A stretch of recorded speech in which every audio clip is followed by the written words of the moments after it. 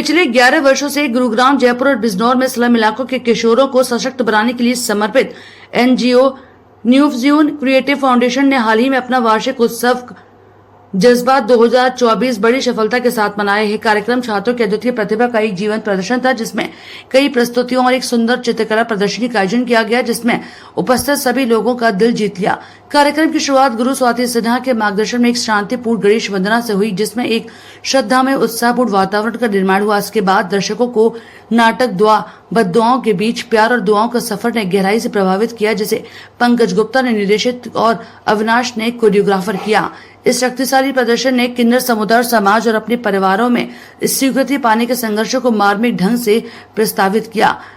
न्यूवज्यून creative foundation ने किन्नर समुदाय के कई सदस्यों, जिनमें गुरु मां शिल्पी चौधरी भी शामिल थी, उनके साहस को समाज में उनके योगदान के लिए सम्मानित किया। जज्बा 2024 का एक महत्वपूर्ण आकर्षण प्रतिष्ठित काका हाथरसी पुस्तकों का वितरण था। पिछले 8 वर्षों से न्यूवज्यून ने पद्मश्री काका हाथरस जी की जयंती और पुण्यतिथि के अवसर पर इन पुरस्कारों का आयोजन किया है। न्यूवज्यून की संस्थापक डॉक्टर अनुभूति ने साझा किया कि इन पुरस्कारों की स्थापना छात्र को प्रेरित करने और काका जी के जीवन और कार्यों के बारे में जागरूकता फैलाने के लिए की गई है, ताकि नई पीढ़ी उनके उज्जवल जीवन से प्रेरणा ले सके। इस वर्ष काका हाथरसी शिक्षा पुरस्कार गुरुग्राम की वर्षा दास को उनके सराहनीय शैक्षिक करियर के लिए प्रदान किया गया। काका हाथरसी प्रेरणा पुरस्कार, जो मैजिक क्रिएशन द्वारा प्रायोजित था, रेशमा को उनके शैक्षिक और प्रदर्शन व दृश्य कला में असाधारण विकास के लिए दिया गया। इसके अलावा काका हाथरसी शिक्षक पुरस्कार बिजनौर की अल्पना देवी को उनके स्कूल में उत्कृष्ट योगदान के लिए भी दिया गया। एक महत्वपूर्ण घोषणा में डॉक्टर अनुभूति ने बताया कि न्यूवज्यून का प्रदर्शन और दृश्य कला संस्थान अब पद्मश्री काका Hathrasi institute of performing and visual arts के नाम से भी जाना जाएगा। काका जी की विरासत को आगे बढ़ाना है और नई पीढ़ियों को कला के माध्यम से प्रेरित करना है। इस मौके पर उत्कृष्ट योगदान को मान्यता देते हुए न्यूवज्यून गोल्डन फिनिक्स अवार्ड संध्या चंद को उनकी अकादमिक सफलता के लिए दिया गया। न्यूवज्यून लॉन्ग एसोसिएशन पुरस्कार स्मृति पांडे को उनके अटूट समर्पण के लिए प्रदान किया गया। सबसे समर्पित स्वयंसेवक टीम पुरस्कार आवाम की आवाज को न्यूवज्यून की पहलों के प्रति उनके करीबी सहयोग और निरंतर समर्थन के लिए दिया गया। कला पुरस्कार प्रियंका देवारकर को उनकी नृत्य के प्रति समर्पण के लिए प्रदान किया गया। इस कार्यक्रम की शोभा कई प्रतिष्ठित अतिथियों की उपस्थिति से बढ़ी। मुख्य अतिथि हिस्टोरिक्स यूनिवर्सिटी के पूर्व कुलपति प्रोफेसर डॉक्टर अशोक दिवाकर प्रतिभाओं के दर्शन से मंत्रमुग्ध हुए और बच्चों को आशीर्वाद दिया। उन्होंने ये भी कहा कि समाज के हाशिए पर रहने वाले समुदायों के लिए ऐसे मंचों का होना अत्यंत आवश्यक है, जहाँ उनकी आवाज सुनी जा सके। सिकरी ने नीव के प्रयासों की सराहना करी, जो न केवल इन बच्चों को शिक्षित कर रही, बल्कि उनकी कलात्मक क्षमताओं और आत्मविश्वास को भी बढ़ा रही है। विशेष अतिथि डॉक्टर गिरिराज शरण अग्रवाल और डॉक्टर बीना अग्रवाल ने कार्यक्रम की प्रशंसा की, बच्चों की प्रगति की सराहना की और फाउंडेशन को समर्पित कार्य की भी प्रशंसा की। गुरु मां शिल्पी चौधरी को सम्मानित अतिथियों में से एक थी, जो किन्नर समुदाय के संघर्षों को सार्वजनिक रूप से ले जाने के लिए न्यूवज्यून के प्रयासों की गहरी सराहना की। उन्होंने एनजीओ के सामाजिक मुद्दों के प्रति प्रतिबद्धता की प्रशंसा और फाउंडेशन को उनके समुदाय के लिए चुनौतियों को आवाज देने के लिए धन्यवाद दिया। जज्बा 2024 की सफलता न्यूवज्यून की टीम के समर्पित प्रयासों के कारण संभव हो सकी, जिसमें टीम के सदस्य फरोज खान, आर्यन कुमार, स्मृति पांडे, रीता दीवान, गौरव आदि शामिल थे। कार्यक्रम का समापन राहुल भटनागर के हार्दिक धन्यवाद ज्ञापन के साथ हुआ, जिसमें उन्होंने कार्यक्रम के प्रायोजकों पास्को ऑटोमोबाइल्स, आवाम की आवाज, मैजिक क्रिएशंस, नायफार्ट कैटरिंग और हिंदी साहित्य निकेतन के अटूट समर्थन को स्वीकार किया। उन्होंने उनकी महत्वपूर्ण भूमिका के लिए गहरी कृतज्ञता व्यक्त की, जिसके कारण प्रेरणादायक प्रतिभाशाली कार्यक्रम की सफलता में अहम योगदान दिया। जज्बा 2024 केवल छात्रों की प्रतिभा का उत्सव नहीं था, ये न्यूवज्यून क्रिएटिव फाउंडेशन की सामाजिक परिवर्तन, सांस्कृतिक समृद्धि और हाशिए पर खड़ी समुदायों को सशक्तिकरण के प्रति चल रही प्रतिबद्धता की एक शक्तिशाली पुष्टि थी। मुझे तो बहुत ज्यादा आनंद भी आया, मैं भावुक भी हुआ थी। बच्चे हमेशा और आगे बढ़ें, बढ़ते रहें, ऊंचाइयों को छुएं और देश का नाम रोशन करें। अच्छा लगा बच्चों ने जो किया, बच्चे ने बहुत ही जवाब भी नहीं मेरे मुंह पे कि मैं बोलूं, वो बच्चे ने इतना अच्छा किया, एकदम बोलने से बाहर आंसू आ गए।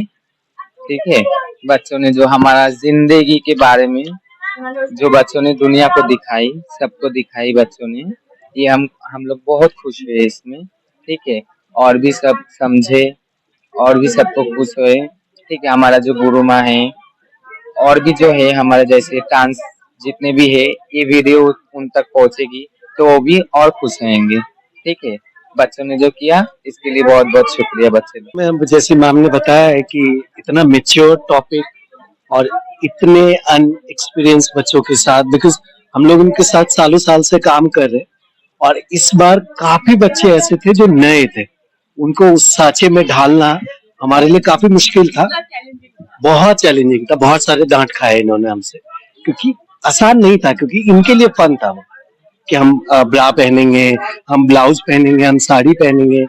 तो जिस एज में ये बच्चे हैं उनके लिए एक तरह से फन था, लेकिन उस चीज को समझाना कि जो कैरेक्टर आप कर रहे हो वो लोग ये चीज करते हैं, सोचो वो क्या सोचते हैं। देखिए, जो प्ले जो हम लोग सोच रहे थे, इसमें सबसे बड़ी बात मैं ये कहूंगा कि एज ए डायरेक्टर मुझे डर लग रहा था कि क्योंकि बच्चे छोटे हैं और ऐसा ना हो कि वो हंसी का पात्र बन जाए। तो हमारी पहली कोशिश यही थी कि जो भी वो एक्ट करें, जिस तरह भी उनको ट्रेन किया जाए, उसमें ये निकल के नहीं आए कि वो मजाक बना रहे हैं। ये मैं बिल्कुल नहीं चाहता था। हम लोग अक्सर ये डिस्कस क्या करते थे कि बच्चों को ना सही से गाइड करना है, उनके बारे में सही से बताना है। मतलब बेसिकली कहीं ऐसा ना हो कि बस वो एंट्री करें और कुछ उनकी जैसे वो रिएक्शन करते हैं, जैसे वो एक्शन करते हैं, उस पर कुछ हंसे, वो हम लोग बिल्कुल नहीं चाहते थे। और आई थिंक बच्चों ने काफी मेहनत करी, काफी ये जो बच्चे हैं ना, इनको मैं करीब जब से एनजीओ शुरू हुआ है तब से देख रही हूँ, और इनको बचपन से बड़ा होते और अब अपने पैरों पर खड़ा होते देख रही हूँ। तो जब भी इनको स्टेज पर देखती हूँ या इनकी कोई भी कहानी सुनती हूँ ना, तो बहुत भावुक हो जाती हूँ, बहुत ज़्यादा। और कुछ बच्चे तो आप पढ़ा रहे हैं, तो इतनी प्राउड फीलिंग हो रही थी आज उनको स्टेज पे देख के। जो उन्होंने स्टोरी हमारे सामने रखी वो तो एक अलग बात है, क्योंकि उसमें तो उन्होंने एक ऐसे तथ्य को सामने लेकर आए जो हमें पता नहीं था, और हमारी सोच शायद आज उन्होंने बदल दी।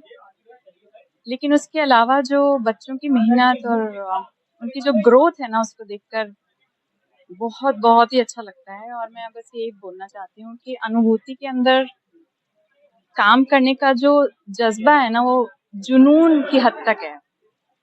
वही है जो इस तरीके से जड़ में घुस के, तह में घुस के काम कर सकती है। हम बाहर से उसको सपोर्ट करते हैं, वो बात अलग है, लेकिन जो असली काम है ना, वहां तक सोचना और फिर उसको हासिल करना, उसको लोगों के सामने प्रेजेंट करना, जो सब्जेक्ट्स ये लोग उठाते हैं आसान सब्जेक्ट्स नहीं है। वही मैं कह रहा हूँ कि आज जिस विषय को लेकर न्यूफ्यूजन फाउंडेशन ने आज नृत्य नाटिका प्रस्तुत की है, वो एक अनोखा विषय है जिसको प्रस्तुत करने की हिम्मत प्राय नहीं होती। हालांकि आज किन्नर विमर्श हमारे साहित्य का एक विषय बनता जा रहा है और बहुत सारे उपन्यास भी किन्नर विमर्श पर लिखे गए हैं, लेकिन वे अभी सुप्तावस्था में हैं। मंच पर उस बात को प्रस्तुत करना और हिम्मत के साथ प्रस्तुत करना और बच्चों के द्वारा प्रस्तुत करना एक अद्भुत था। और आपने देखा होगा कि हम सब लोग जो दर्शक थे वो तो भावुक थे ही, लेकिन जो अभिनय कर रहे थे बच्चे वो भी अंत में भावुक हो गए। इसका मतलब यह है कि वो विषय उनके मन तक पहुंचा। देखिए, मैंने ना इन बच्चों को बहुत छोटी उम्र से देखा है, बहुत छोटे छोटे। ये बच्चे 5 साल के थे, कुछ 6 साल के थे, और साईं बाबा मंदिर के आगे बैठा करते थे। तो आज इनको ऐसा अचीव करते हुए देख के मतलब इतनी खुशी होती है। मैं कॉर्पोरेट में काम करता हूँ और हम सब दौड़ते रहते हैं टारगेट्स के ऊपर, अपने इंक्रीमेंट्स के ऊपर, प्रमोशन के ऊपर। लेकिन मैंने ये महसूस किया है कि मैं चाहे कितने भी प्रमोशन ले लूँ, कितने भी इंक्रीमेंट कर लूँ, लेकिन जो खुशी इन बच्चों से मिलके होती है ना, जब मैं जाता हूँ तो ये बच्चे सारे सर सर करके पैर छूते, वो खुशी का कोई मुकाबला नहीं है। सच में कोई मुकाबला नहीं है उस खुशी का। उनको देखा छोटे से, ये लोग कपड़े भी ठीक से नहीं पहनते थे, इतने स्मार्ट लगते हैं ये लोग। न्यू फ्यूजन में एक एनजीओ है जिसको मैंने 11 साल से ज़्यादा हो गए अब तो शुरू किया था, और एक विजन के साथ शुरू किया था कि मैं बच्चों को वो प्लेटफॉर्म दे पाऊँ जहाँ पर बच्चे अपनी ज़िंदगी को जी पाएँ और खूब आगे बढ़ें और उन्हें जो मौके नहीं मिल रहे हैं वो सारे मौके उनको मिलें। आज तक जो बच्चों ने नाटक अभिनय किया उनके देख के सबकी आंखें नम हो गई, उसमें क्या कहें? ये हमारे लिए सबसे ज़्यादा बड़ा सौभाग्य है हमारा कि हमें ऐसा फीडबैक मिला, क्योंकि किसी की आँखों में आँसू दिलाना या किसी को खिलखिलाहट उनके करवाना, हँसाना सबसे ज़्यादा मुश्किल होता है और अगर हम वहाँ तक पहुँच पाए तो हम सफल हुए कि हमने अपने मैसेज को, जो मैसेज हम देना चाहते थे, वो मैसेज हमने पहुँचाया।